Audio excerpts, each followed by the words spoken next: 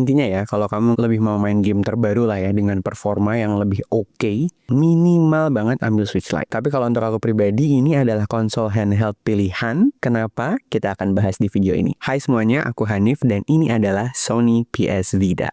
Ini konsol retro ya hitungannya ya. What I have right here is the PS Vita 2000. It has a worse screen because this is an LCD. The Vita 1000 has an OLED screen. It doesn't look that bad, okay? It looks worse than the first Vita, but it's okay. It's really okay. Plus I have this installed, LCD color saturation. Dia nambahin saturasi dan dibikin lebih kontras aja gitu. So it's super cool. Siluet depannya PSP banget ya. Controls on the right, ya kan, kotak segitiga bullet X.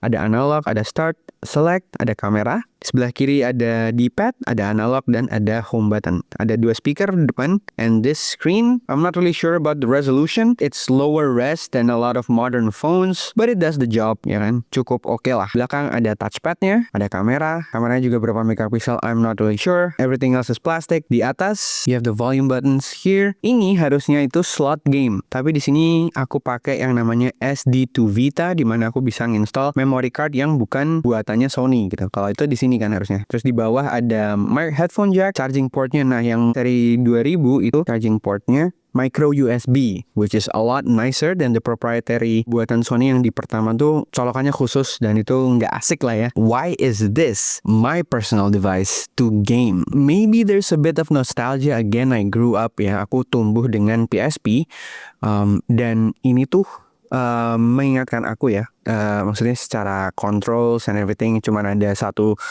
set shoulder pad ya kan, nggak ada R2 dan lain-lain. Tapi yang ini ada second analog stick, which is super cool. Ada 3 hal ya, ada 3 hal yang menurut aku this makes it a really good handheld device right now. Although it's not powerful, again ya kan, it's not powerful, but there's 3 things: platform, portability, dan peace of mind.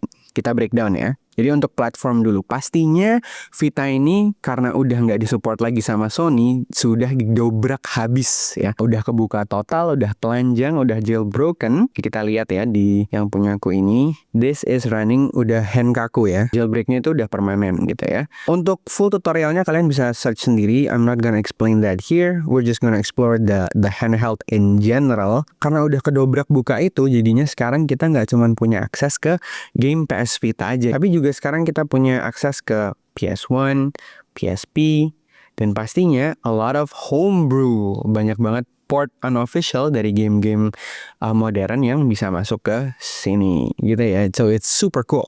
Emulator juga bisa loh, kita bisa install RetroArch di sini. Unfortunately, I still don't have time yet to explore that because I also work. Jadi akhirnya aku fokus ke 3 game itu ya, PSP, PS Vita games, and PS1.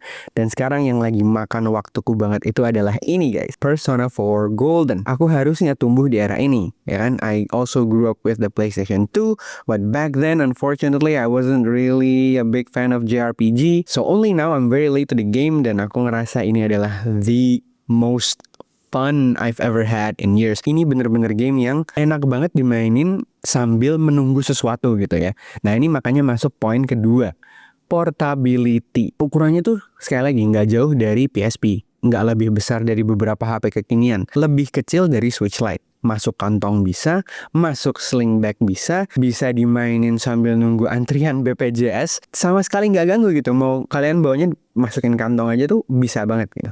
Dan idlingnya oke banget. So for example, if I'm playing a game right, and I just go poop, I lock it out, and then terus dinyalain lagi.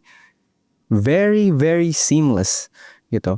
Lagi main game tiba-tiba perlu ngapain, tinggal ditutup, begitu mau main nyalain lagi, and then you continue where you left off. Asik kan gitu. Dan itu sebenarnya fitur yang sekarang juga kalian hampir di semuanya bisa seperti itu gitu. Having this on the go with me is super dope. Side note yang lucu menurutku adalah animasi multi app-nya tuh lucu banget.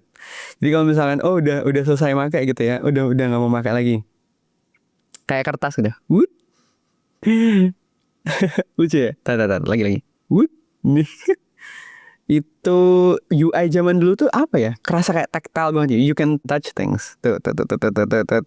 Dan main Vita ini kita fokus pada satu game aja ya. Kadang mungkin ganti-ganti, but mostly when you're sucked into one game, kalau misalkan kita lagi nyelam ke satu game spesifik, kita stay di situ. So when I installed everything, I got Henkaku in, I got all my games in it, I tried every single one of them. Tapi begitu kayak yaudah deh main Persona 4 Golden aja.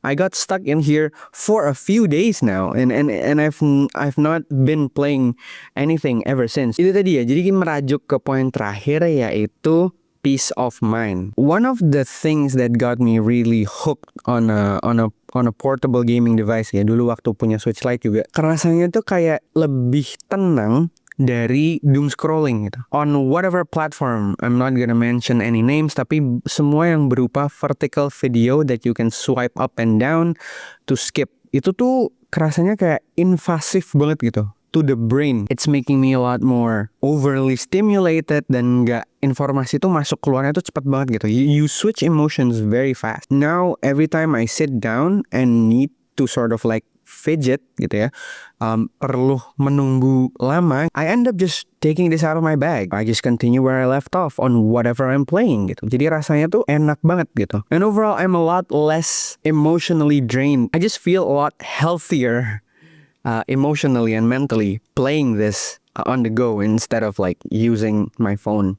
But yeah, I have a few games. I'm also very much stuck playing this as well. And this is so out of the blue. Like I didn't plan on liking Virtua Tennis, which is super weird. Like I'm in like the career mode, and it's just awesome to play with.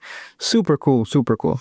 And Adrenaline, this one, Adrenaline is where you can access all of your PSP and PS1 games, and I have a few installed here, which is super cool.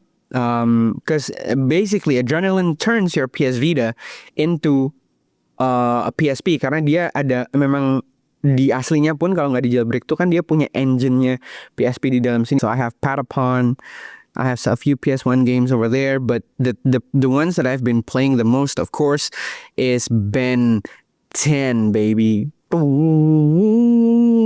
Ben 10, The Simpsons, and I also absolutely adore B-Boy.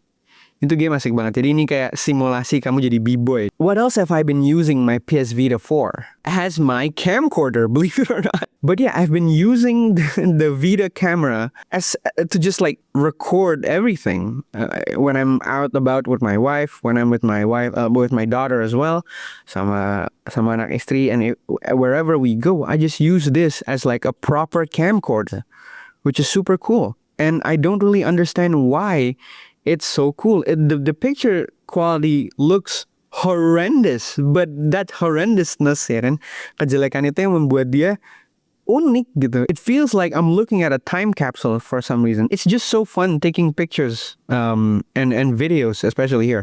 Again, it's got horrendous camera quality, horrendous microphone.